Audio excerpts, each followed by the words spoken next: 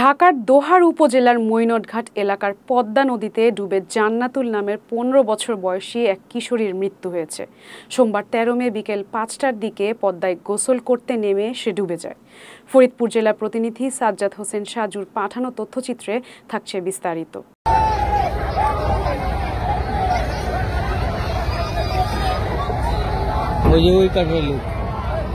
নিহত কিশোরী উপজেলার মাহমুদপুর ইউনিয়নের শ্রীকৃষ্ণপুর এলাকার আনোয়ার হোসেনের মেয়ে।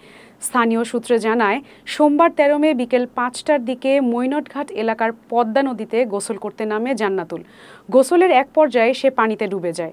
পরে স্থানীয়রা কুতুবপুর নৌ পুলিশে খবর দেয়। পুলিশ ও স্থানীয়দের সহযোগিতায় সন্ধ্যা ৬:৩০টার দিকে নিখোঁজ জান্নাতুলকে উদ্ধার করা হয়।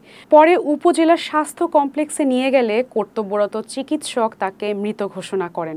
কুতুবপুর নৌ পুলিশ ফাঁড়ির এসআই রুবেল বিষয়টি নিশ্চিত করেছেন।